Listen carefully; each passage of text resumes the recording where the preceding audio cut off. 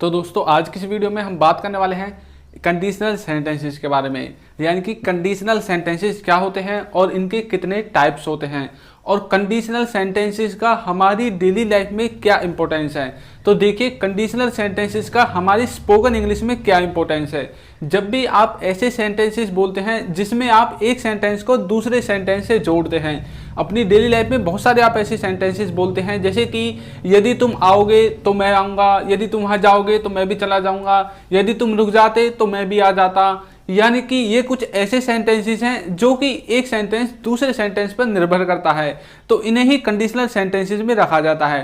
Conditional sentences आपकी spoken English को बहुत ही ज़्यादा जो है हाई लेवल पर लेकर जाते हैं। यदि आपके कंडीशनल सेंटेंसेस की जो स्किल है वो बिल्कुल बहुत ही अच्छी है, यानी कि आप किसी भी तरह के कंडीशनल सेंटेंसेस को आसानी से बना लेते हैं, तो मैं पूरे यकीन के साथ कह सकता हूं कि आपका जो स्पोकन इंग्लिश का जो स्ट्रक्चर है आपकी वाक्यों में, वो आपका बिल्कुल बहुत ही अच्छा होगा, क्योंकि ज़्यादातर हम कंडीशनल सेंटेंसेस का यूज़ करते हैं।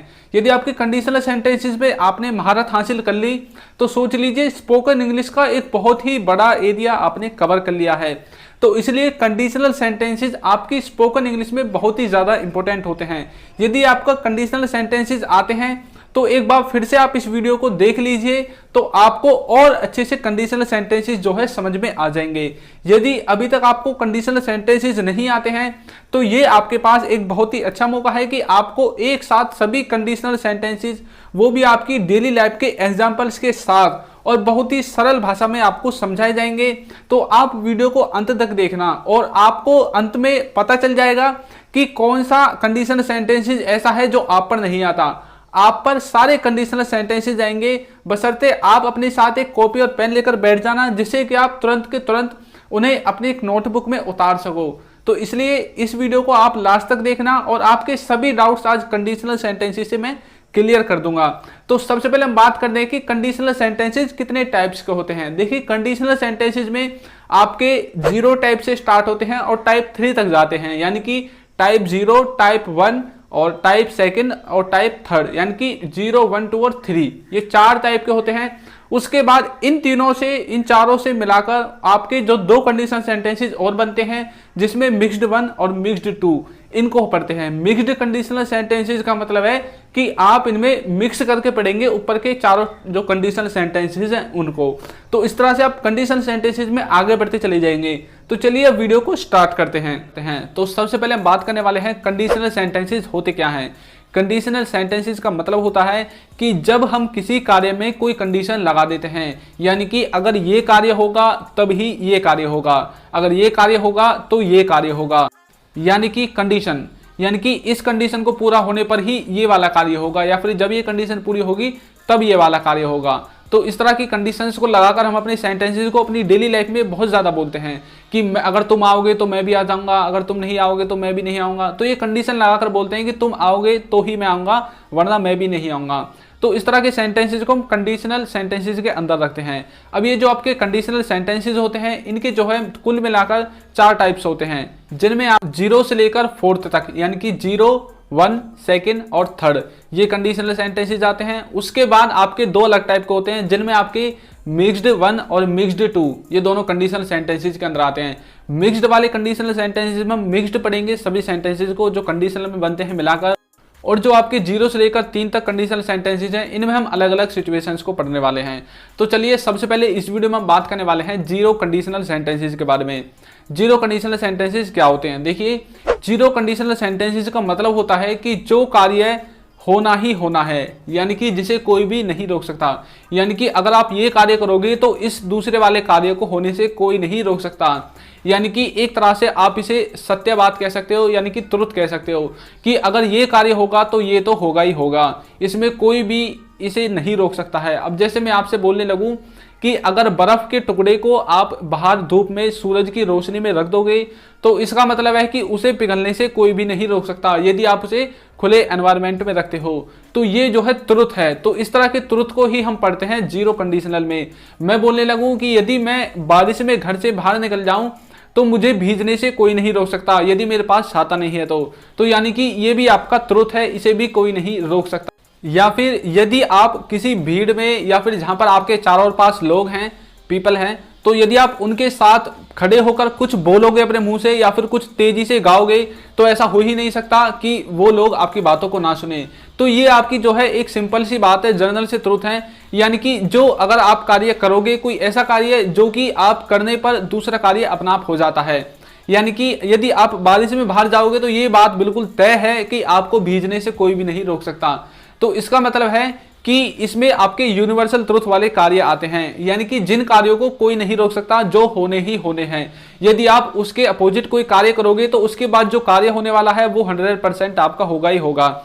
इसमें आपके जो सेंटेंसेज हैं वो आपको कुछ इस तरह से लगेंगे कि आपके वो फ्यूचर में जा रहे हैं, लेकिन वो फ्यूचर के नहीं है, वो आपको सिर्फ देखने में फ्यूचर के लगेंगे, लेकिन वो आपकी कंडीशंस होती हैं जो कि आपकी डेली बेसिस पर पास्ट में भी चलती थी, प्रेजेंट में भी चलेंगी और फ्यूचर में भी आने वाले समय पर चलती ही रहेंगी, उन्हें कोई भी रोक नहीं सकता। अब जैसे मैंने बोला, अगर मैं बाहर जाऊंगा बारिश में तो मैं भीग जाऊंगा, तो इसका मतलब क्या है कि पहले मैं जाऊंगा उसके बाद भीग। अब ये आपको लग रहा है कि ये फ्यूचर का सेंटेंस है। देखिए ये बात जो है बारिश में भीगने की, ये आगे भी होगी, प्रेजेंट में भी होगी और पास्ट में भी ऐसे ही होती आई है। तो ये आपका एक तरह से यूनिवर्सल ट्रुथ है, यानी कि अगर आप बारिश में जाओगे तो आप भीगोगे ही भीगोगे। तो इस तरह के यूनिवर्सल ट्रुथ्स को हम पढ़ते हैं जीरो कंडीशनल सेंटेंसेज में। अब आप अपनी डेली लाइफ में जब भी इस तरह का कोई सेंटेंस देखें जिसमें आपको ऐसा लगता है कि मतलब ये तो प्राकृतिक कार्य है, यानी कि ये तो होगा ही होगा अगर मैं ये कर दूंगा, तो इस तरह के सभी सेंटेंसेस आपको जो है जीरो कंडीशनल सेंटेंसेस के अंदर रखने हैं। तो मैं आपको इनका स्ट्रक्चर बता देता हूं कि ऐसे सेंटेंसेस को बनाने का जो है स्ट्रक्चर क्या है। तो इस तरह के सेंटेंसेस को बनाने के लिए आपको यूज करना है अपने स्ट्रक्चर में प्रेजेंट टेंस का। अब आप प्रेजेंट टेंस का देखिए किस तरह से यूज करेंगे। इसमें आप प्रेजेंट इंडेफिनिट टेंस का यूज करना है, यानी कि पहले वाले सेंटेंसेस में भी प्रेजेंट इंडेफिनिट और सेकंड वाले सेंटेंसेस में भी आपका प्रेजेंट इंडेफिनिट यूज होगा, जिसमें आपको जो है कंडीशन लगाकर बोलना है। यानी कि कंडीशन आप जब लगाओगे जब आप किसी सेंटेंसेस में इफ या फिर व्हेन लगा दोगे, यानी कि अगर तुम वहां जाओगे। अब ये जो अगर है इसको हम इंग्लिश में इफ के माध्यम से दर्शाते हैं। तो इसी तरह से अपने सेंटेंसेस में सबसे पहले आपको लिखना है इफ या फिर व्हेन, उसके बाद आपका जो सब्जेक्ट है वो आ जाएगा, उसके बाद जैसे कि आपका प्रेजेंट इंडेफिनिट में स्ट्रक्चर चलता है उसी तरह से आपका स्ट्रक्चर चलेगा। सबसे पहले सब्जेक्ट आएगा, उसके बाद वर्ब और उसके साथ एस या ईएस, और उसके बाद आपका जो ऑब्जेक्ट है वो इसमें आ जाएगा। अब उसके बाद जो आपका नेक्स्ट जो सेंटेंस का पार्ट है उसमें फिर से आपको यही सेम स्ट्रक्चर प्रेजेंट इंडेफिनिट का सब्जेक्ट वर्ब की फर्स्ट फॉर्म के साथ एस या ईएस और उसके बाद ऑब्जेक्ट ऐसा लगा देना है। तो इस तरह से आपका जो सेंटेंस का स्ट्रक्चर वो कंप्लीट है। अब हम बात करते हैं इसके कुछ एग्जांपल्स के बारे में। तो देखिए इसमें जो पहला एग्जांपल है वो हमारा क्या हो, अगर आप बारिश में खड़े होंगे या फिर अगर आप बारिश में जाओगे तो भीग जाओगे। तो इसकी इंग्लिश होगी if you stand in the rain you get wet, यानी कि अगर आप बारिश में खड़े होंगे तो आप भीग जाओगे। तो इसी तरह से आप इसमें बारिश में जाओगे, खड़े होंगे, भागोगे, तो कोई भी सेंटेंस आप बना सकते हैं और उसमें आप अपनी वर्ब को चेंज कर देना सिर्फ इस स्थान पर जो कि मैंने यहाँ पर वर्ब यूज की है, आपका सेंटेंस बन जाएगा। अब आपको मैं नेक्स्ट एग्जाम्पल बताता हूं, जैसे कि अगर बर्फ पिघलेगी तो पानी बन जाएगी, या फिर आप ऐसे कह सकते हो यदि आप बर्फ को सूर्य की रोशनी में रखोगे तो वो जो है पिघल जाएगी। तो इसकी इंग्लिश बनेगी if you leave ice in the sun it melts, यानी कि अगर आप जो है बर्फ को सूर्य की रोशनी में रखोगे तो वो पिघल जाएगी। इसी तरह से आपका कोई भी कार्य जिसे आप डेली लाइफ में करते हैं या फिर आप बोलना चाहते हैं और आपको ऐसा लगता है कि ये अगर मैं कार्य करूंगा तो ये कार्य तो अपना आप हो जाएगा, यानी कि मुझे इसको करने की जरूरत ही नहीं है। तो इस तरह के सभी सेंटेंसेस आप जीरो कंडीशनल सेंटेंसेस में रखते हैं। तो चलिए अब बात करते हैं फर्स्ट कंडीशनल सेंटेंस के बारे में। फर्स्ट कंडीशनल सेंटेंसेस क्या होते हैं? तो देखिए फर्स्ट कंडीशनल सेंटेंसेस के अंदर वो वाले सेंटेंसेस आते हैं जब हम ऐसा बोलते हैं कि मान लीजिए यदि आप ये कार्य करोगे तो तब मैं ये कार्य करूंगा, यानी कि अगर आपने ये कार्य नहीं किया तो ये कार्य भी नहीं होगा, यानी कि ये जो कार्य है ये कार्य इस कार्य से जो है लिंक है। अगर ये होगा तो ही ये होगा, अगर ये नहीं हुआ तो ये भी नहीं होगा किसी भी हाल में। तो इस तरह के सेंटेंसेस को हम जो है कंडीशनल फर्स्ट के अंदर रखते हैं। तो देखते हैं इसके कुछ एग्जांपल्स देख लेते हैं कि इसके एग्जांपल्स क्या क्या होते हैं। तो दोस्तों इसके कुछ एग्जांपल्स बताने से पहले मैं आपको इसके जो है सेंटेंस को बनाने वाले स्ट्रक्चर के बारे में बता देता हूं। तो देखिए इसका जो स्ट्रक्चर है उसमें आपको प्रेजेंट और फ्यूचर इन दोनों जो है टेंस है इनका यूज करना पड़ेगा। तो देखिए किस तरह से करना है। सबसे पहले आपको लगाना है इफ लगाने के बाद आपको इसमें लिखना है आपको सबसे पहले प्रेजेंट इंडेफिनिट टेंस को, और उसके बाद आपको लिखना है कोमा लगाकर अपना जो फ्यूचर का टेंस है, यानी कि फ्यूचर में अगले वाले सेंटेंस को आपको ट्रांसलेट करना है। तो चलिए अब इसके कुछ एग्जांपल्स देख लेते हैं। जैसे अगर तुम आओगे तो मैं आऊँगा, यानी कि अगर तुम आओगे तो ही मैं आऊँगा, अगर तुम नहीं आए तो मैं भी नहीं आऊँगा। तो इस तरह का इसमें भाव निकल रहा है कि मगर ये कार्य होगा तो ये कार्य होगा, अगर ये कार्य नहीं होगा तो ये कार्य भी नहीं होगा। तो देखिए कैसे बनेगा, if you come I will come.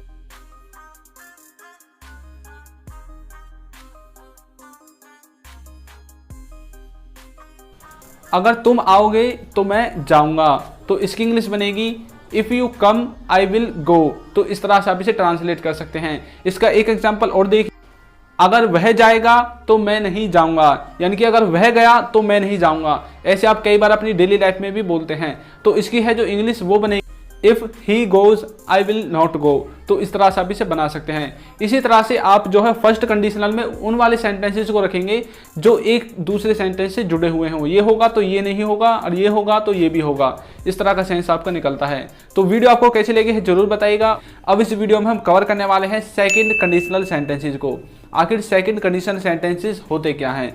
तो देखिए, सेकंड कंडीशनल सेंटेंसेस का रिलेशन आपका सिर्फ और सिर्फ प्रेजेंट से होता है।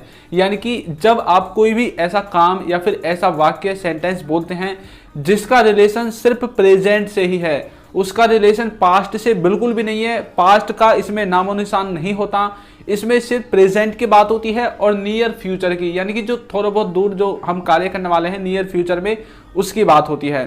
तो इसमें हम प्रेजेंट और नियर फ्यूचर की बात करेंगे। जो भी कार्य होगा वो प्रेजेंट में होगा और उस कार्य का जो रिएक्शन होगा वो भी आपका प्रेजेंट में ही होगा। तो इसको हम जो है 3 भागों में डिवाइड करते हैं। आपका जो सेकंड कंडीशनल सेंटेंसेस है इसको हम 3 भागों में डिवाइड करते हैं। पहला होता है आपका जिसमें आप स्टेट ऑफ बीइंग के बारे में बताते हैं, यानी कि किसी वस्तु की अवस्था के बारे में बताते हैं। उसके बाद आपका जो सेकंड है वो होता है आपका पोजीशन वाला केस, यानी कि जिसमें आप ये बताते हैं कि किसके पास कुछ होता, नहीं होता, होगा, नहीं होगा। ये वाला आपका पोजीशन वाला केस होगा। और थर्ड होगा आपका एक्शन वाला। तो ये जो तीनों हैं, इन तीनों ही केसों को हम सेकंड कंडीशनल सेंटेंसेस में पढ़ते हैं। तो चलिए इन तीनों के बारे में एक एक करके डिटेल से जो है जानकारी लेते हैं। तो सबसे पहले हम बात करेंगे स्टेट ऑफ बीइंग के बारे में। अब देखिए, स्टेट ऑफ बीइंग का मतलब यहाँ पर क्या है? स्टेट ऑफ बीइंग का मतलब है किसी चीज की, किसी वस्तु की अवस्था। अब देखिए, जैसे कि मैं आपको बोलने लगूं, अगर मैं अमीर होता तो मैं एक कार खरीद लेता। अब इसकी मीनिंग देखिए, इसका मीनिंग मैं क्या बोलना चाहता हूं। अगर मैं अमीर होता तो मैं एक कार खरीद लेता। मैंने आपको बता दिया कि इसमें हम सिर्फ प्रेजेंट के ही बारे में बात करेंगे। अब मैं इसमें बोलना चाहता हूं कि अगर मैं प्रेजेंट में अमीर होता, मैं पास्ट की बात नहीं कर रहा, ना नियर फ्यूचर की बात कर रहा हूं, मैं सिर्फ प्रेजेंट की बात कर रहा हूं कि जिस टाइम मैं आपसे अभी इस वीडियो में बात कर रहा हूं, अगर मैं इसी टाइम जो है अमीर होता तो मैं क्या कर लेता? एक कार खरीद लेता। अगर मैं अमीर अभी होता तो कार भी अभी खरीद लेता। यानी कि जो चीजें मैं बोल रहा हूं वो सारी चीजें मैं प्रेजेंट के लिए बोल रहा हूं। इसीलिए हम सिर्फ जो कंडीशनल सेकंड होते हैं इसमें प्रेजेंट में खड़े होकर सिर्फ कल्पना करते हैं कि अगर मैं ये होता तो ये कर लेता, अगर ये कर लेता तो ये होता। यानी कि प्रेजेंट में खड़े होकर प्रेजेंट के बारे में किसी चीज की कल्पना करना। तो इस तरह के सेंस में हम यूज करेंगे कंडीशनल सेकंड का। अब इसमें एक बात आप याद रखना कि इसमें सिर्फ हम कल्पना करते हैं, हम रियल में वो चीज नहीं होते। अब देखिए, जैसे मैंने बोला था कि अगर मैं अमीर होता तो मैं एक कार खरीद लेता, तो ये मैंने बोला। नेक्स्ट एग्जांपल देखिए, अगर मैं कबूतर होता तो आसमान में उड़ता। अब यहां पर देखिए, मैं ना तो कबूतर हूं और ना ही मैं आसमान में उड़ सकता हूं, लेकिन मैं फिर भी प्रेजेंट में खड़े होकर जो है इसके बारे में सोच रहा हूं कि अगर मैं कबूतर होता तो मैं आसमान में उड़ता। तो ये बिल्कुल भी रियल थिंकिंग नहीं है, इसमें सिर्फ हम कल्पना करते हैं प्रेजेंट के बारे में कि प्रेजेंट में हम कुछ होते। अब इसमें आप कुछ भी बोल सकते हैं अपने प्रेजेंट के लिए। जैसे कि आप यदि बोलना चाहते हैं अगर मैं अमीर होता तो मैं वहां पर चले जाता, अगर मैं बहुत ज्यादा पैसे वाला होता तो मैं ये चीज खरीद लेता। तो ये जो सारी चीजें हैं, इन चीजों को हम प्रेजेंट के लिए बोल रहे हैं कि प्रेजेंट में अगर हम ये होते तो ये कर लेते, अगर ये होते तो ये कर लेते। तो इस तरह के सभी सेंस को आप स्टेट ऑफ बीइंग में रखेंगे जो कि आपके सेकंड कंडीशनल सेंटेंसेस के अंदर आएंगे। अब मैं बताता हूं कि इसका जो स्ट्रक्चर है वो क्या होगा, कौन से स्ट्रक्चर के द्वारा इसमें जो है आपके सेंटेंसेस बनेंगे। तो देखिए, इसमें सबसे पहले आपको लिखना है इफ, क्योंकि सभी कंडीशनल सेंटेंसेस आपके इफ या फिर व्हेन के द्वारा जो है स्टार्ट होते हैं। तो इसमें आपको सबसे पहले लिखना है इफ, उसके बाद आपको लिखना है अपना सब्जेक्ट, जिस भी सब्जेक्ट के बारे में बात हो रही है। उसके बाद आपको लिखना है वर। एक बात याद रखना, यहाँ पर जो मैंने वर लिखवाया है ये आपका सबके साथ आएगा, चाहे वो ही है, चाहे सी है, चाहे वो इट है, कोई भी चीज है सबके साथ वर आएगा। क्योंकि जब हम वर का यूज सबके साथ करते हैं तो इसका मतलब है कि वहां पर हम कल्पना कर रहे हैं। यदि आपको किसी भी सेंटेंस में ऐसी चीज दिखे जहां पर ही के साथ वर्ब हो, सी के साथ वर्ब हो, क्योंकि इनके साथ तो वाज आता है, यदि इनके साथ आपको वर्ब दिखे तो समझ जाना कि यहां पर सिर्फ कल्पना की बात हो रही है, ये बात रियल में नहीं है। तो इस तरह के सेंस में आप समझ जाएंगे। तो आपको सबसे पहले सब्जेक्ट, उसके बाद हेल्पिंग वर्ब के रूप में वर का यूज करना है, और उसके बाद आपको लिखनी है अपनी ऑब्जेक्ट या फिर जो आपके अदर वर्ड्स हैं वो आपको अपने वर्ब के बाद लिख देने हैं, क्योंकि इसमें कोई भी एक्शन नहीं होगा, सिर्फ आप सोचेंगे। उसके बाद आपको कॉमा लगाकर जो नेक्स्ट वाला भाग है अपने सेंटेंस का, उसमें आपको उसका सब्जेक्ट और उसमें जो हेल्पिंग वर्ब है उसमें आपको जो है वुड का यूज करना है, यानी कि वुड मॉडल वर्ब का यूज करना है। और उसके बाद आपको जो है वर्ब की फर्स्ट फॉर्म लगानी है, क्योंकि वुड के साथ हमेशा वर्ब की फर्स्ट फॉर्म आती है। और उसके बाद आपके जो अदर वर्ड्स हैं वो आपको सबसे लास्ट में लिख देने हैं। तो इस तरह से आपका स्टेट ऑफ बीइंग का जो स्ट्रक्चर है वो कंप्लीट हो चुका है। अब इसमें हम कुछ एग्जांपल्स देख लेते हैं। जैसे कि मैंने बोला था, अगर मैं अमीर होता तो मैं एक कार खरीद लेता, प्रेजेंट की मैं बात कर रहा हूं। अब इसमें मैं बोलूंगा इफ आई वर रिच। अब यहाँ पर मैंने वर लिया है, वैसे आई के साथ हम वाज का यूज भी कर सकते हैं, लेकिन मैंने कल्पना को दिखाने के लिए इसमें वर का यूज किया है। If I were rich I would buy A car, या फिर I would buy A bike. जो भी आप खरीदना चाहते हैं वो आपको वुड के बाद जो है लिख देना है। तो इस तरह से जो है आप अपने सेंटेंसेस को बना सकते हैं। तो जब आप कोई ऐसा कार्य बोलना चाहते हैं प्रेजेंट में जिसमें आप सिर्फ कल्पना कर रहे हैं। नेक्स्ट एग्जांपल देखिए, अगर मैं विद्यार्थी होता तो मैं पास हो जाता। जैसे कि और बच्चे कोरोना में पास हो रहे हैं, उसी तरह से मैं भी पास हो जाता उनके साथ साथ बिना पेपर दिए। तो ऐसा तो आपको हो नहीं सकता, क्योंकि आप विद्यार्थी नहीं हैं। आप 8वीं 10वीं के हैं तो अलग बात है, लेकिन आप 8वीं 10वीं या 12वीं क्लास के छात्र नहीं है, आप डिग्री कॉलेज के या फिर जॉब करने वाले छात्र हैं। तो अगर ये आपके लिए ये इमेजिनेशन है तो इस तरह के सेंस में आप फिर से स्ट्रक्चर का यूज करेंगे। If I were a student I would पास। तो इस तरह से आप अपने सेंटेंस के सेंस को बना सकते हैं। तो आपका स्टेट ऑफ बीइंग बिल्कुल समझ में आ गया होगा। अब हम बात करते हैं इसके नेक्स्ट टॉपिक को, जो है इसका पोजेशन, यानी कि पोजेशन वाला केस, जिसमें हम ये बोलते हैं कि मेरे पास ये होता, उसके पास ये होता, मेरे पास 2 भाई होते, मेरे पास 2 कार होती, मेरे पास 2 बाइक होती, मेरे पास इतने सारे पैसे होते, यानी कि आपके पास कुछ होता। इस तरह के सेंस को हम पोजेशन वाले केस में रखते हैं। अब देखिए इसमें हम किसकी बात करेंगे, इसमें भी हम प्रेजेंट की ही बात करेंगे कि प्रेजेंट में मेरे पास कुछ होता। प्रेजेंट में मेरे पास कुछ होता तो मैं ये करता, अगर प्रेजेंट में मेरे पास ये नहीं होता तो मैं ये करता।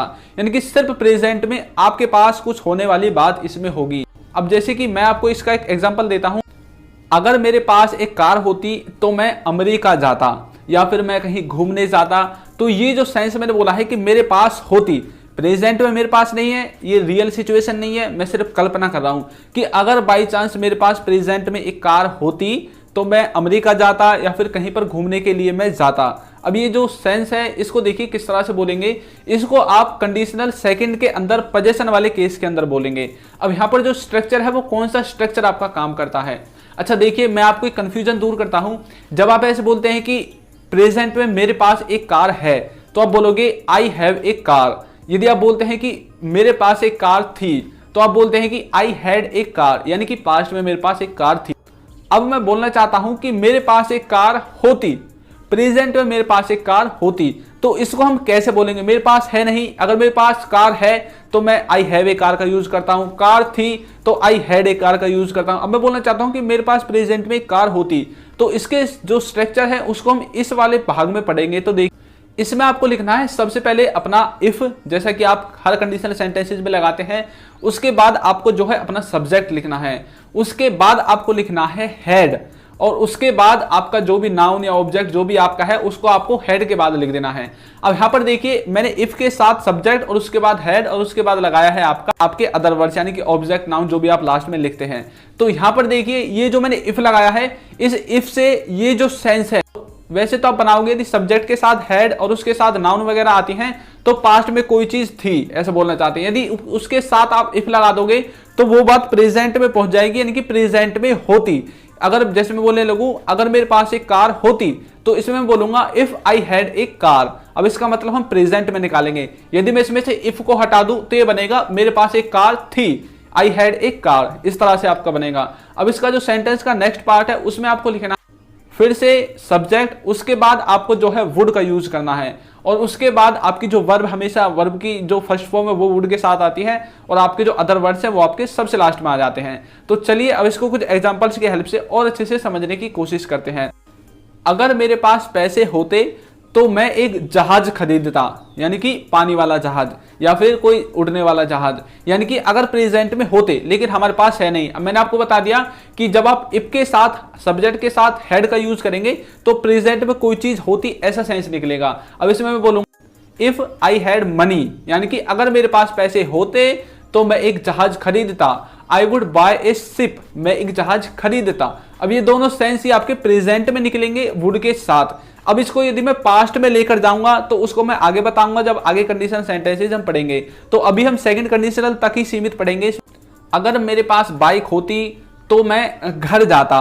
If I had a bike I would go to house. तो इस तरह से आप इसे बनाएंगे। अगर मेरे पास जो है पेन होता तो मैं एक लेटर लिखता। If I had a pen I would write a letter. तो इस तरह से आप इन्हें बना सकते। अब आपको जो है पोजीशन वाला केस भी समझ में आ गया होगा कि प्रेजेंट में कोई चीज होती तो प्रेजेंट में उसके बाद में ये वाला काम करता, तो ये आपका पोजीशन वाला केस में आएगा। अब हम बात करते हैं नेक्स्ट के बारे में। अब इसमें रह गया एक्शन वाला केस, यानी कि जब आप एक्शन की बात करेंगे। अब देखिए एक्शन का क्या सिस्टम है, इसमें आपके फर्स्ट वाले सेंटेंस में और सेकंड वाले सेंटेंस में दोनों में ही एक्शन आएगा। अब से पहले आपने चेक किया कि फर्स्ट वाले में जो मैंने बोला वही आया और सेकंड वाले में आपका एक्शन आ गया था, यानी कि आपकी वर्ब आ गई थी।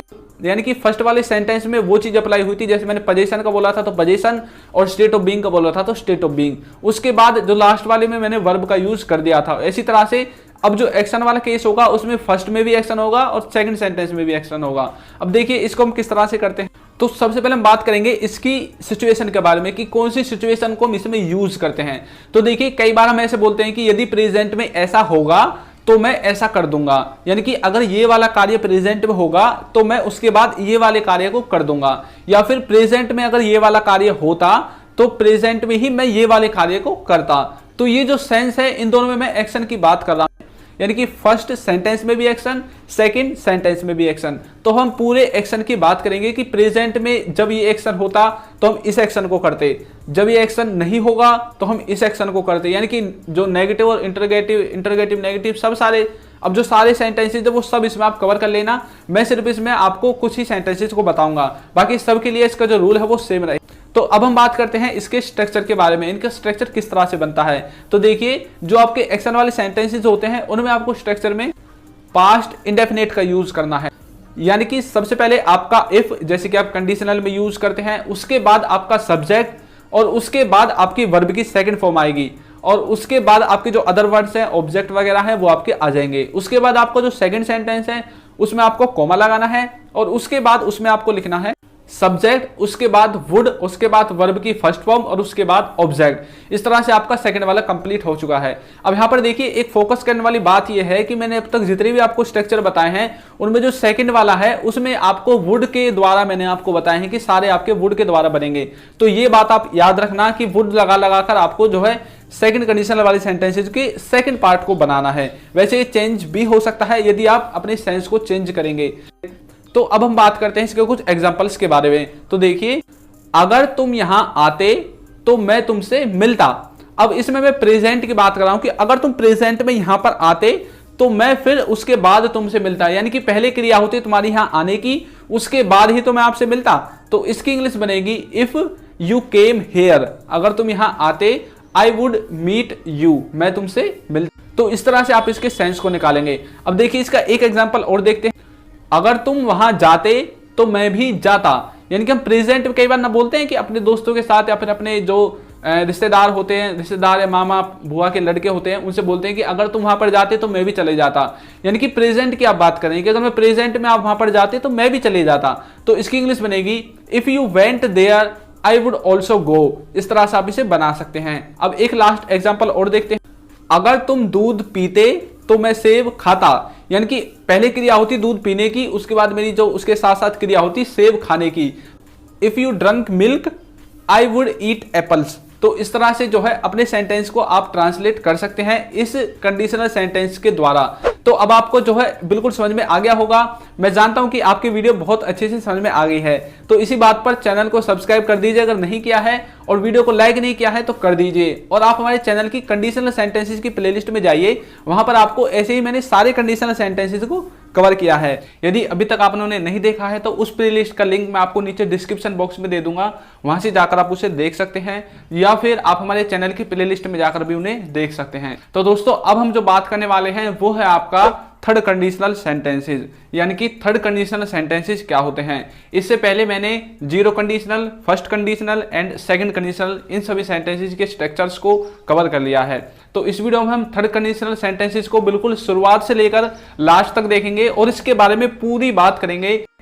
इसमें क्या क्या टॉपिक्स हो सकते हैं और कौन कौन से टॉपिक्स पर हम थर्ड कंडीशनल सेंटेंसेस को बनाते हैं। इसके बाद आपके दो कंडीशनल सेंटेंसेस और बचेंगे, जो है आपका मिक्स्ड टाइप 1 और मिक्स्ड टाइप 2। इन दोनों कंडीशनल सेंटेंसेस को हम इस वीडियो के बाद देखेंगे। तो चलिए वीडियो को शुरू करते हैं। तो देखिए थर्ड कंडीशनल सेंटेंसेस क्या होता है। जैसे कि हमने पढ़ा था सेकंड कंडीशनल सेंटेंसेस में कि सेकंड कंडीशनल सेंटेंसेस में हम सिर्फ प्रेजेंट में खड़े होकर प्रेजेंट के बारे में ही कल्पना करते हैं कि प्रेजेंट में अगर ये होता तो ये कर देता, ये होता तो ये हो जाता। यानी कि प्रेजेंट में खड़े होकर प्रेजेंट की कल्पना करते हैं हम सेकंड कंडीशनल सेंटेंसेस में। लेकिन यदि हम बात करें थर्ड कंडीशनल सेंटेंसेस में, थर्ड कंडीशनल सेंटेंसेस में हम क्या करते हैं, प्रेजेंट में खड़े होकर पास्ट के बारे में कल्पना करते हैं। यानी कि पास्ट में अगर कुछ हो जाता तो मैं अभी नहीं, पास्ट में ही वो कार्य ऐसा कर देता। आप मेरी बात समझ रहे होंगे। जब हमने सेकंड कंडीशनल सेंटेंसेस पढ़े थे तो उसमें हमने देखा था कि प्रेजेंट में खड़े होकर हम प्रेजेंट के बारे में कल्पना करते हैं और प्रेजेंट में ही कुछ कार्य करने के बारे में सोचते हैं। लेकिन जो थर्ड कंडीशनल सेंटेंसेस है उसमें हम प्रेजेंट में खड़े होकर पास्ट के बारे में कल्पना करते हैं कि अगर पास्ट में कोई घटना या कोई काम ऐसे होता तो मैं तभी पास्ट में ही उस कार्य को ऐसे कर देता। यानी कि प्रेजेंट में खड़े होकर पास्ट के बारे में सोच। तो चलिए इसमें अब आगे बढ़ते हैं। तो अब हम इसके टाइप्स के बारे में पढ़ेंगे, यानी कि थर्ड कंडीशनल सेंटेंसेस के टाइप्स कौन कौन से होते हैं। जैसे कि आपके सेकंड कंडीशनल सेंटेंसेस के टाइप्स थे, उसी तरह से थर्ड कंडीशनल सेंटेंसेस के भी सेम ही टाइप रहेंगे। यानी कि फर्स्ट है आपका स्टेट ऑफ बीइंग, यानी किसी की अवस्था बताना। उसके बाद सेकंड है आपका पोजीशन, यानी कि किसी के पास कुछ है या फिर किसी के पास कुछ नहीं है, ये वाली चीजें बताना। और थर्ड है आपका एक्शन के साथ, यानी कि जब आप एक्शन की बातें करते हैं। तो इन तीनों को ही हम थर्ड कंडीशनल सेंटेंसेस में भी पढ़ेंगे, लेकिन इनका जो स्ट्रक्चर है, इनकी जो सिचुएशंस हैं वो बिल्कुल आपकी डिफरेंट होंगी सेकंड कंडीशनल सेंटेंसेस से। तो चलिए सबसे पहले हम बात करेंगे स्टेट ऑफ बीइंग के बारे में। आखिर स्टेट ऑफ बीइंग का मतलब यहां पर क्या है। तो देखिए इसमें हम बात करेंगे पास्ट के बारे में। देखिए इसमें हम किसी भी कार्य के ऊपर बात नहीं करेंगे, क्योंकि आपके जो कार्य हैं वो एक्शन वाले सेंटेंसेस में हम देखेंगे। इसमें देखेंगे स्टेट ऑफ बीइंग, यानी कि किसी चीज की अवस्था, किसी वस्तु की अवस्था या फिर किसी और चीज की अवस्था के बारे में हम बात करेंगे। अब ये जो अवस्था है ये आपकी पास्ट की होगी। प्रेजेंट में खड़े होकर हम पास्ट की किसी अवस्था के बारे में बात करेंगे। जैसे कि मैं आपको एग्जांपल, अगर मैं कल बीमार नहीं होता तो मैं पार्टी में जाता। अब यहां पर मैंने आपको क्या बोलना चाहता हूं, यहां पर मैं बोलना चाहता हूं कि अगर मैं कल बीमार नहीं होता, यानी कि मैं कल की बात कर रहा हूं, तो मैं पार्टी में जाता। इसका मतलब है कि मैं कल ही पार्टी में जाता, यानी कि मैं पास्ट की बात कर रहा हूं प्रेजेंट में खड़े होकर। तो इस तरह के सेंस को हम याद करेंगे जो है थर्ड कंडीशनल के स्टेट ऑफ बीइंग में। अब यहां पर देखिए कल ही बीमार नहीं होता तो मैं कल ही पार्टी में चले जाता। अब एक सेंटेंस और देखिए, अगर मैं कल घर होता तो मैं तुम्हारे पास जरूर आता। अब यहां पर मैंने क्या बोला है कि अगर मैं कल घर होता तो मैं तुम्हारे पास जरूर आता। इसका मतलब क्या है कि मैं कल घर पर था ही नहीं। यानी कि हम प्रेजेंट में खड़े होकर पास्ट की किसी ऐसी बात पर बात करते हैं जो हुई ही नहीं है। आप याद रखना हम पास्ट के बारे में ही बात करेंगे, लेकिन वो बात आपकी रियल नहीं होगी। आप सिर्फ जो है सोचेंगे, इमेजिनरी सिचुएशंस बनाएंगे अपने माइंड में कि ऐसा होता पास्ट में तो मैं पास्ट में ऐसा कर देता। तो इस तरह के सेंटेंस हम इसमें पढ़ेंगे। अब हम इसमें बात करते हैं इसके स्ट्रक्चर के ऊपर, यानी कि कौन सा स्ट्रक्चर इसमें यूज किया जाता है। तो देखिए इसमें आपको सबसे पहले लिखना है इफ, जैसे कि आप अपने हर कंडीशनल सेंटेंसेस में लिखते हैं। उसके बाद आपको लिखना है अपना सब्जेक्ट, यानी कि जिस भी सब्जेक्ट के बारे में इसमें बात होगी। उसके बाद इसमें जो है हेल्पिंग वर्ब के रूप में आपको यूज करना है हैड बीन का। याद रखना हैड बीन का आपको हेल्पिंग वर्ब के रूप में यूज करना है और उसके बाद आपको जो सिचुएशन है, जो कंडीशन है, जो ऑब्जेक्ट है आपका, वो आपको लिख देना है। इस तरह से आपके पहले स्ट्रक्चर का जो सेंटेंस का स्ट्रक्चर है वो कंप्लीट है।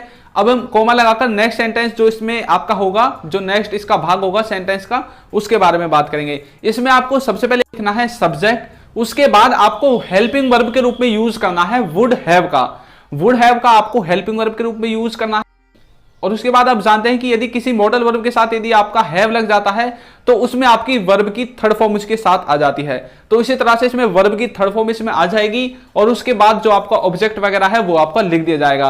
तो इस तरह से आपका जो स्टेट ऑफ बीइंग का थर्ड कंडीशनल सेंटेंसेस का स्ट्रक्चर है वो कंप्लीट हो गया है। सबसे पहले में आपको हेल्पिंग वर्ब के रूप में हैड बीन का यूज करना है और सेकंड वाले सेंटेंस के भाग में उसमें आपको यूज करना है वुड हैव का।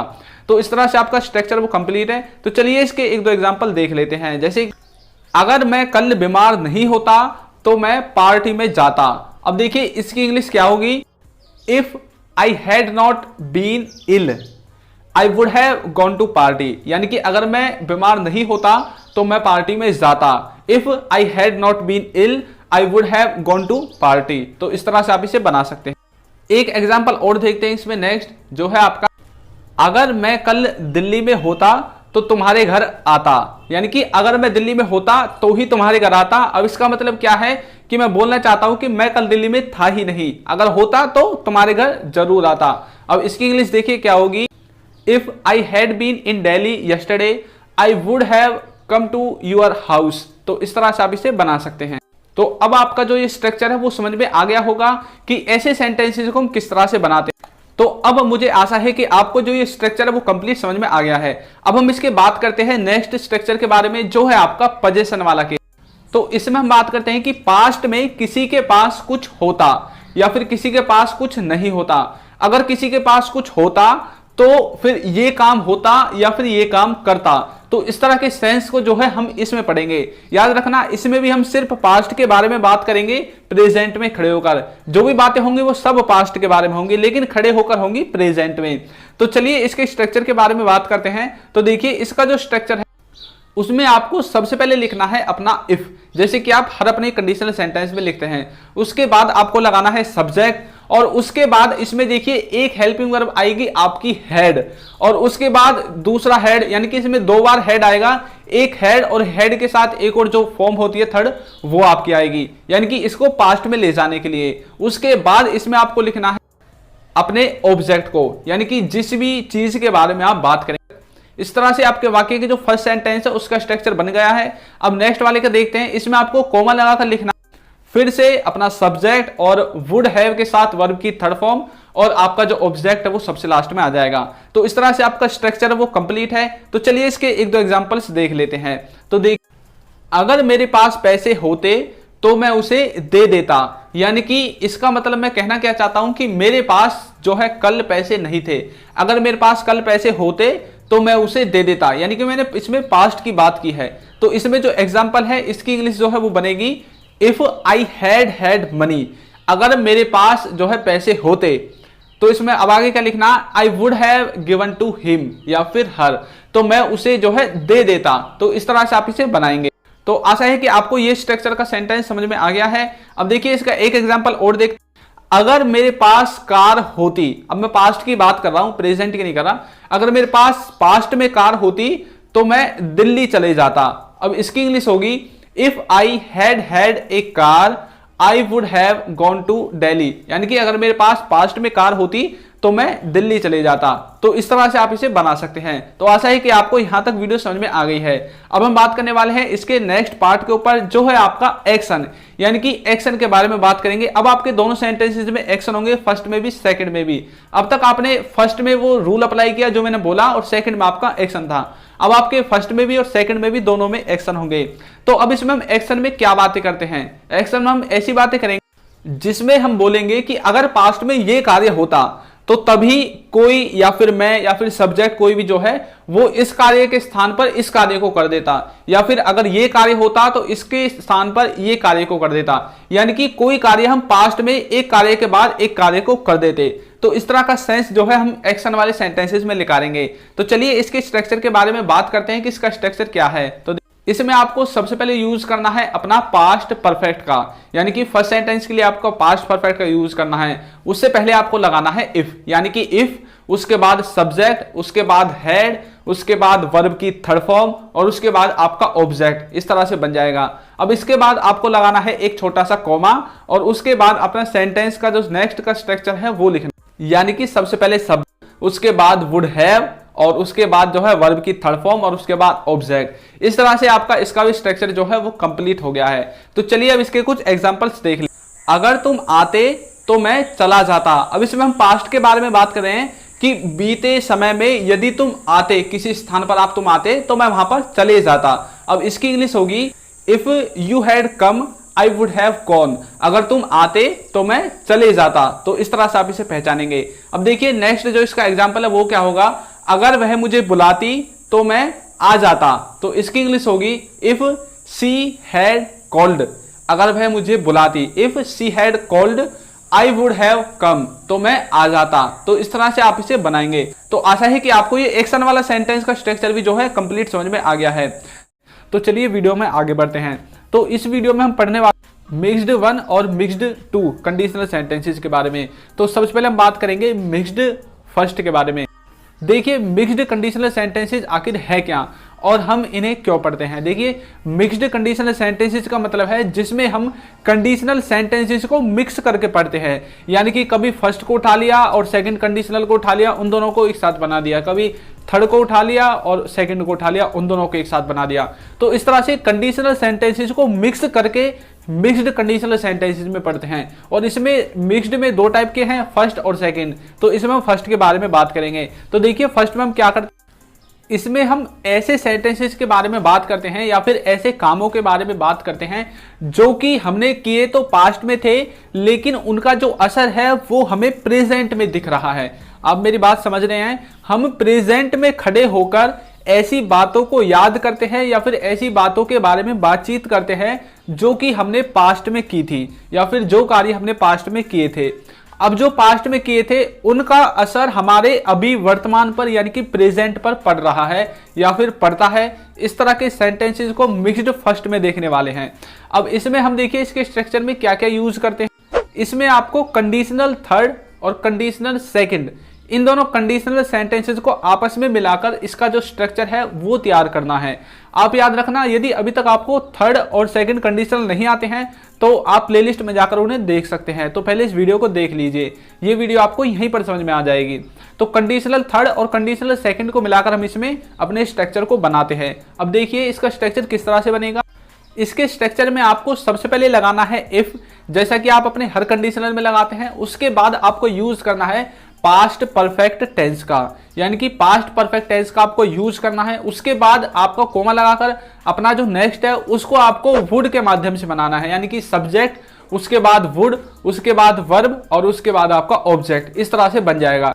अब एक बात याद रखिए, ये जो लास्ट वाला सेंटेंस है जो कि मैंने वुड के माध्यम से आपको बताया है, इसमें आपका जो है सेंस के हिसाब से वुड चेंज होगा, यानी कि वुड का वुड भी हो सकता है, वुड हैव भी हो सकता है। और यदि अभी तक आपको वुड के कॉन्सेप्ट के बारे में नहीं पता है तो हमारे चैनल के मॉडल वर्ब वाली प्लेलिस्ट में जाइए, वहां पर आपको मिल जाएगा। तो यहां पर याद रखना, आपको वुड को चेंज करना है। ये वुड भी हो सकता है, वुड हैव भी हो सकता है, और वुड और मॉडल वर्ब के हिसाब से आपकी वर्ब भी चेंज हो सकती है। तो चलिए इसके कुछ एक दो एग्जाम्पल्स देख लेते हैं। अब देखिए इसके जो एग्जाम्पल है वो हम कुछ इस तरह से समझते हैं कि मान लीजिए कोई चीज है पास्ट की, यानी कि कोई ऐसी चीज जिसके द्वारा आप जो है प्रेजेंट में अमीर बन सकते हैं। अब मान लीजिए आपने कोई सट्टा खेला है पास्ट में या फिर आपने कोई लॉटरी खरीदी है, तो इस तरह का जो पास्ट का जो कार्य है उसके द्वारा आपको प्रेजेंट पर असर डालना है। अब मान लीजिए आप इसमें लॉटरी या फिर सट्टे या फिर और कुछ जो भी आप लोग जो है 2 नंबर का रास्ता अपनाते हैं उसको ले लीजिए। अब मान लीजिए आप लॉटरी को ले लेते हैं कि अगर मैं लॉटरी जीत गया होता, यानी कि पास्ट में यदि आप लॉटरी जीत गए होते तो प्रेजेंट में आज आप क्या होते, अमीर, रिच होते आप। तो इस तरह से जो है हमने क्या देखा है यहाँ पर कि कार्य पास्ट का है लेकिन असर उसका प्रेजेंट पर हो रहा है। तो इस तरह से आप इसके एग्जांपल्स के द्वारा से समझ सकते हैं। अब देखिए इसकी इंग्लिश क्या होगी, if I had won the lottery yesterday या फिर लास्ट टाइम। जो भी आप अपना जो है समय इसमें दिखाना चाहते हैं वो इसमें आप बोल सकते हैं। उसके बाद जो नेक्स्ट सेंटेंस उसमें आपको लिखना है I would be rich too. If I had won lottery yesterday या फिर दैट डे या फिर last time I would be rich today, यानी कि प्रेजेंट में मैं अमीर होता यदि कल या फिर पीछे समय में या फिर लास्ट बार में यदि लॉटरी को जीत गया होता। तो इस तरह से हमने पास्ट के सेंस को प्रेजेंट पर डाल, यानी कि पास्ट का जो कार्य है उसके द्वारा हमें प्रेजेंट में फायदा हो रहा है, तो इसका प्रेजेंट पर असर पड़ा है। तो आप समझ गए होंगे इस एग्जांपल से। तो चलिए इसका एक एग्जांपल और लेते हैं। अब मान लीजिए कि आप जो है कल कहीं से घूमकर आए हैं और आप बहुत ही लंबा सफर जो है तय कर आए हैं, और वहां से सफर तय करने के बाद आप जब अपने घर पर आए तो आपको क्या है कि आपके सिर में दर्द हो गया या फिर आपके बॉडी के किसी भी पार्ट में जो है दर्द हो गया, और उसके बाद आपने कल क्या है, कल तुरंत जैसे ही आपके जो बॉडी है उसमें दर्द हुआ, उसके बाद आपने जो उस दर्द को कम करने वाली जो मेडिसिन है वो मेडिसिन आपने ले ली, और उसके बाद अब आप आज प्रेजेंट में आ गए और आप बोल रहे हैं कि अगर मैं कल वो दवाई नहीं लेता तो आज जो है मेरे फिर से सिर में दर्द या फिर बॉडी में दर्द होता, यानी कि कल काम नहीं करते तो उसका असर प्रेजेंट पर दिखता। इस एग्जाम्पल से भी आप इसे समझ गए होंगे। अब इसकी इंग्लिश देखिए क्या होगा। If I had not taken medicine yesterday, I would have headache now। तो इस तरह से आप इसे बना सकते हैं। तो दोस्तों यहां तक आपको मिक्स्ड कंडीशनल फर्स्ट जो है बिल्कुल समझ में आ गया होगा। तो इसी वक्त पर अभी के अभी वीडियो को लाइक कर दीजिए। अब चलिए हम नेक्स्ट देखते हैं जो कि है मिक्स्ड कंडीशनल सेकंड।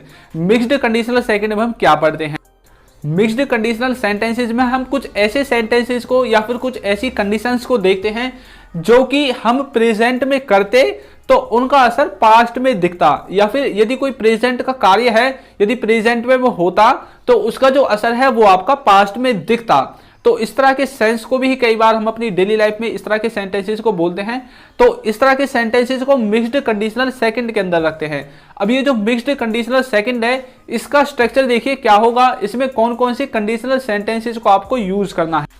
इसमें आपको क्या करना है, जो आपका फर्स्ट वाला जो सेंटेंस होगा वो तो आपका काल्पनिक होगा क्योंकि वो चीज आप होते ही नहीं हो, और उसके बाद जो आपका सेकंड वाला है उसमें आपको कंडीशनल थर्ड का यूज करना है। फर्स्ट वाला पार्ट आपका काल्पनिक होगा, इसका मतलब है कि आपके जितने भी सब्जेक्ट हैं उन सब के साथ आपको वर का यूज करना है, और उसके बाद आपकी वर्ब और ऑब्जेक्ट। अब जानते हैं कि यदि आप कोई चीज नहीं है और फिर भी आप वो चीज होने की जो है कल्पना करते हैं तो ऐसे सेंस में आप यूज करते हैं वर का। अगर मैं पक्षी होता, if I were A bird, तो इस तरह से आप इसका यूज करते हैं। तो फर्स्ट वाले में आपको सब्जेक्ट के साथ वर का यूज करना है और सेकंड वाले में कंडीशनल थर्ड का, यानी कि वुड हैव प्लस वर्ब की थर्ड फॉर्म का यूज करना है। तो इस तरह से आपको जो है ये स्ट्रक्चर कंप्लीट है। तो चलिए इसके कुछ एग्जांपल्स की हेल्प से आपको इसे समझा देता हूं। अब मान लीजिए कि आप जो है पास्ट में जो है कहीं पर गए थे, और पास्ट में कहीं पर गए थे, उसके बाद क्या है कि वहां पर कोई मरीज था या फिर कोई आदमी था जो मतलब एक्सीडेंट के द्वारा रोड पर पड़ा हुआ था या फिर मतलब अधमरी हालत में था। उस एक्सीडेंट को देखकर जो है बहुत ही ज्यादा दुखित हुए और अपने घर आ गए, और अपने घर आकर आपने अपने घर वालों से बोला कि मैं उस एक्सीडेंट से इतना ज्यादा दुखी था उस बंदे को देखकर, मतलब कि अगर मैं डॉक्टर होता तो उसकी जान बचा लेता। तो इस तरह से आपने यहां पर क्या देखा कि यदि आप डॉक्टर होते तो उसकी जान बचा लेते। अब आप डॉक्टर कब होते, आप डॉक्टर होते प्रेजेंट में। ऐसा तो है नहीं कि आप एक दिन के लिए ही डॉक्टर बनते, आप डॉक्टर होते का मतलब है कि आप हमेशा ही डॉक्टर रहते जब तक आप रिटायरमेंट ही नहीं पा लेते। तो इसका मतलब है कि यदि आप डॉक्टर होते तो उसकी जान बचा लेते, यानी कि प्रेजेंट में यदि कोई चीज होती तो उसका असर आप पास्ट पर दिखाना चाहते हैं, यानी कि पास्ट में उस टाइम में उसकी जान बचा लेता अगर मैं प्रेजेंट में डॉक्टर होता। तो देखिए इसकी इंग्लिश क्या होगी, if I were A doctor I would have saved her life. यानी कि फर्स्ट सेंटेंस के द्वारा पता चलता है कि ये काल्पनिक है, और सेकंड वाले सेंटेंस के द्वारा पता चलता है कि ये आपका पास्ट की तरफ इशारा कर रहा है कि पास्ट में आप उसकी जान बचा लेते। तो इस तरह से आप इस सेंटेंस को समझ सकते हैं। एक एग्जांपल और देखिए, मान लीजिए कि आपका जो लड़का है वो क्या है, वो फेल हो गया है, यानी कि 10वीं कक्षा में या फिर बोर्ड की किसी भी एग्जाम में वो फेल हो गया है, और आप बहुत ही ज्यादा दुख बना रहे हैं अपने बच्चे का कि यार मेरा बच्चा कैसे फेल हो गया। अब आप बोल रहे हैं अपने बच्चे से या फिर अपनी फैमिली से कि अगर मैं टीचर होता तो मैं इसे फेल नहीं होने देता। यानी कि आप टीचर होते प्रेजेंट में तो आप उसे फेल कब नहीं होने देते, आप उसे फेल नहीं होने देते पास्ट में। तो इस तरह से आप इसके भी सेंस को निकाल सकते हैं। तो अब आपको जो है ये वीडियो बिल्कुल समझ में आ गई होगी तो किस तरह से हम मिक्स्ड फर्स्ट और मिक्स्ड सेकंड को बनाते हैं। तो यदि अभी तक आपने हमारी प्लेलिस्ट को चेक नहीं किया है तो उसे भी चेक कर लीजिए। जिस तरह से ये वीडियो आपकी सीधे दिमाग में प्रसारित कर दी गई है, उसी तरह से वो वीडियो भी आपकी सीधे दिमाग में घुस जाएगी। और ये बहुत ही ज़्यादा इंपॉर्टेंट है आपकी स्पोकन इंग्लिश को इंक्रीज करने के लिए, एनहेंस करने के लिए। तो इस तरह से आप अपनी स्पोकन इंग्लिश को भी एनहेंस कर सकते हैं। तो वीडियो आपको कैसी लगी है जरूर बताइएगा, और यदि चैनल पर नए हैं और पहली बार आए हैं तो सब्सक्राइब कर दीजिए और बेल आइकन को भी प्रेस कर दीजिए, और एक अच्छा सा कमेंट भी करना बिल्कुल ना भूलें।